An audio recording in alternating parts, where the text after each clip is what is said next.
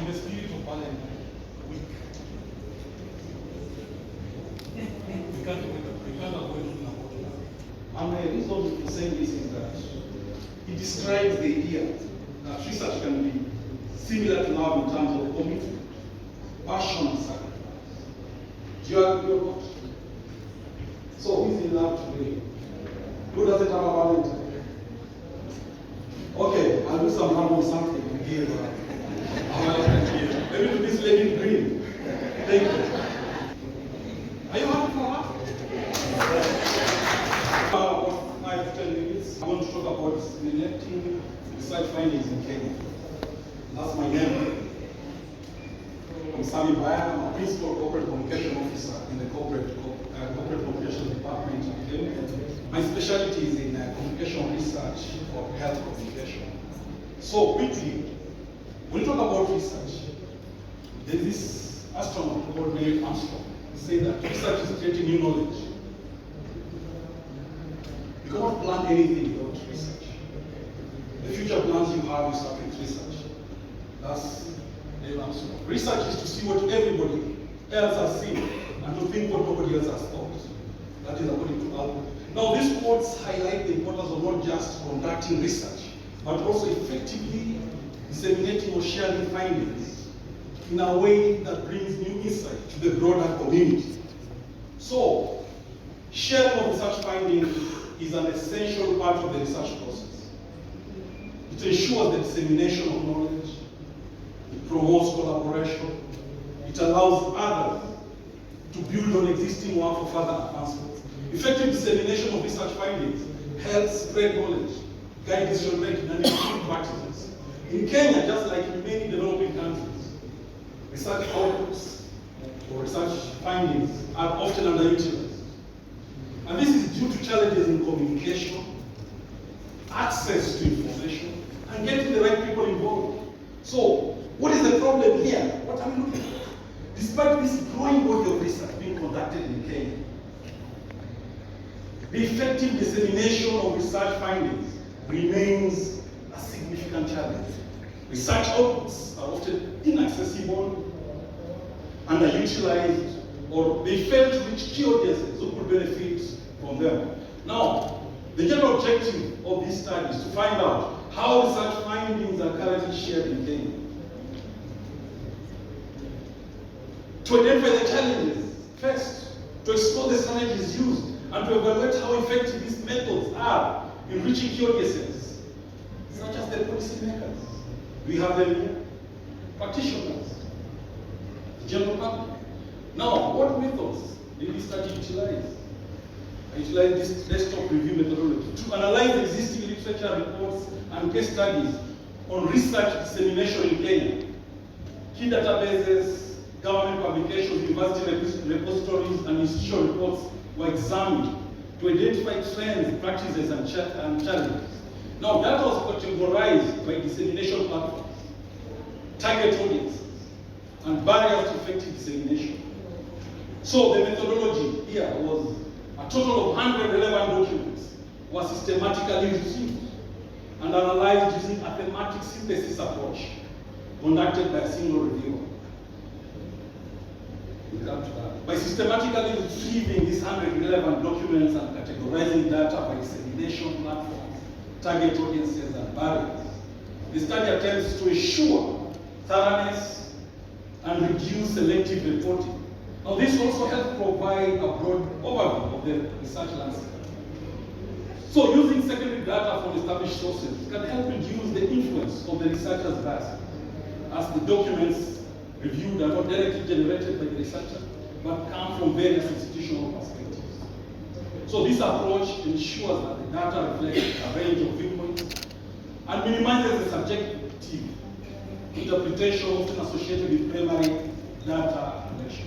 Now, when we talk about thematic analysis, it allowed for the identification of key themes regarding the dissemination of research in Kenya. And the study found that a diverse range of dissemination strategies and channels are used, including academic journal publications, public policy briefs, media coverage, and online platforms. However, the effectiveness of this dissemination dissemination effort is hindered by several challenges, such as limited access to research publications, minimal engagement from policymakers with research findings, insufficient training for researchers on effective communication of their work, and a lack of collaboration between research institutions and media outlets. Additionally, we can't avoid talking about social media. When it has gained popularity as a dissemination tool, it remains underutilized in certain areas. So to conclude, disseminating research findings in Kenya faces significant challenges, but there are emerging opportunities for improvement. The only thing that is constant is continual improvement, especially with digital tools and enhanced collaboration between researchers, media, and policymakers. To enhance research utilization, there is a need for targeted training in research communication, increased funding for dissemination efforts, and improved accessibility of research outputs. So those are my references, and I end by this quote. The greatest enemy of knowledge is not ignorance, it is the illusion of knowledge. What does this mean? This quote reminds us that in science, continual questioning and curiosity are key to advancing understanding. It encourages us to stay humble in our pursuit of knowledge and to remain open to new insights, especially when we believe we've already found the answers. Merci beaucoup. Thank you. Communicating research effectively is key to ensuring that the findings are understood, appreciated, and used by the intended audience, whether they are peers, the general public, policymakers, or other stakeholders. So, first things first, what is the definition of communication research? Communication research refers to the systematic process of studying and analyzing how information is produced, transmitted, and received in various contexts. This type of research explores how messages are conveyed through different mediums, such as interpersonal communication, media, digital platforms, and so on.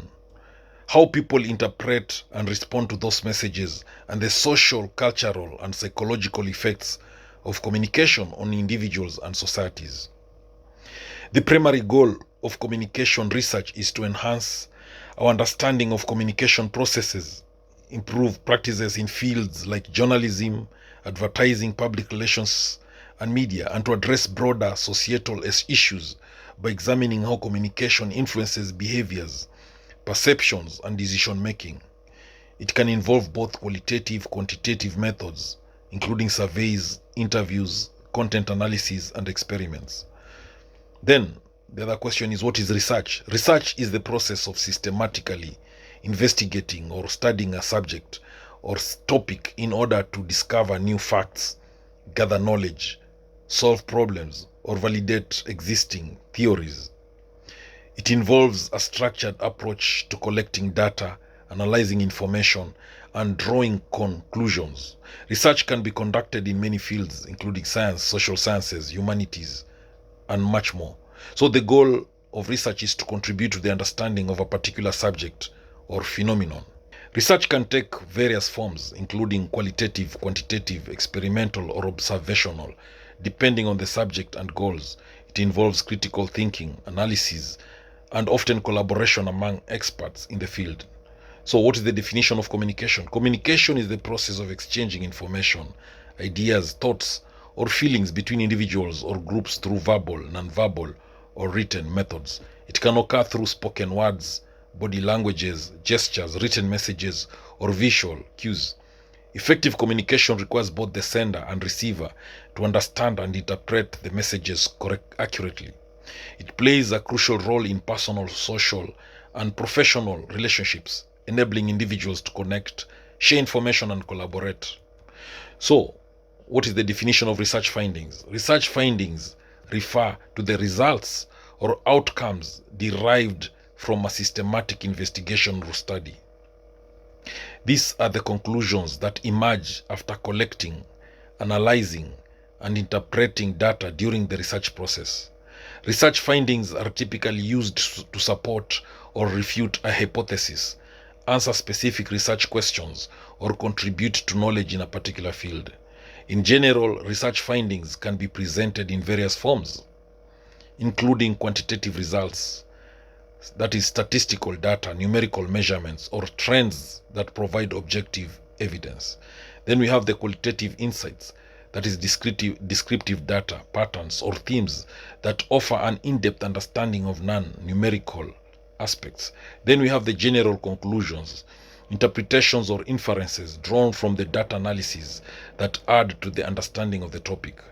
Now, these findings are often shared in academic papers, reports, or presentations to contribute to the broader knowledge base. So, let me give you the strategies for communicating research. Number one, know your audience. We have the academic audience. Use specialized language and technical terms appropriate for experts in the field. Ensure you provide detailed evidence and citations. Then we have the general public audience. Here you simplify the language, avoiding jargon, and focus on the broader implications. Use visuals like infographics or diagrams to make complex concepts more accessible. Then the other audience is the policymakers. Be concise, highlighting the practical applications of your research and its potential impact on policies or decisions. The other strategy in communicating research is to use clear, concise, and engaging language. Avoid unnecessary complexity or overly technical languages unless required by the audience. Use stories or case studies to illustrate your findings. This makes the research relatable. You can also break down complicated findings into digestible pieces, focusing on the key takeaways. The other strategy in communicating research is to choose the right medium. We have written media, that is academic papers, blog posts, policy briefs, or reports for more detailed communication. We also have the oral medium, that is presentations at conferences, webinars, or meetings. Practice summarizing your research in a few key points. Then we have the visual, that is infographics, charts, graphs, or videos that convey complex data in a visual and intuitive way. Then we have social media. Short posts on Twitter, LinkedIn, or Instagram can be used to share quick insights, updates, or engage with the public. Then you can also use visuals to enhance understanding. Diagrams, graphs, tables, and charts can make data easier to understand and help illustrate your findings more clearly. You can also use visuals to complement your narrative, not to overwhelm or confuse your audience. You can also tell a story. Frame your research in a story format. Describe the problem, the research process, the findings, and the implications. This helps create a more engaging narrative and helps the audience connect emotionally to the topic. You can also the other strategy is to be transparent about limitations. Acknowledge the limitations of your research, which adds credibility and shows that you understand the broader context. This can also help guide future research and avoid misinterpretation. The other strategy in communicating research is to engage in public outreach. Participate in interviews, podcasts, or community outreach programs to discuss your findings. Attend public lectures or workshops to make your research accessible and to engage with the community. The other